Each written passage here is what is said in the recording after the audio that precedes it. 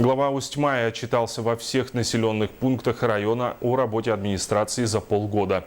Оценить деятельность руководителя, а также решить проблемные вопросы собрались жители Улуса. Смотрите далее.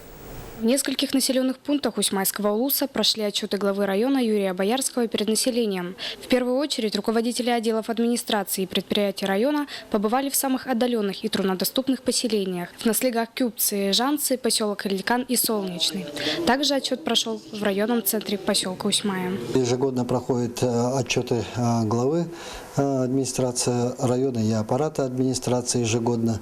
Но в этом году мы впервые применили новый формат отчета, так скажем, промежуточного отчета за итоги полугодия текущего года. Из большинства вопросов, востребованными среди населения, остаются и по сей день жилищно-коммунальное хозяйство, дороги, сельское хозяйство, а также строительство жилых помещений в районе. В основном, конечно, стоят вопросы, подготовка к отопительному сезону, подготовка сельхозмероприятиям, которые необходимо нам заготовить. Грубые корма, то есть это заготовка сена на сегодня стоит очень острый вопрос, так как сегодня у нас есть отставание по заготовке кормов.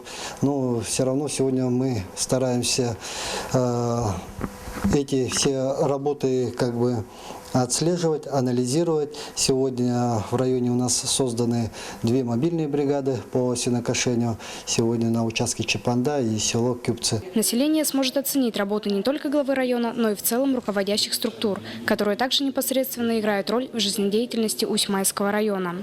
Впереди остаются отчеты перед 3 населенными пунктами. По словам главы района Юрия Боярского, он постарается завершить их в ближайшее время. Анастасия Выборкова, Тимур Канаев, НВК Саха, Усть-Майский Улус.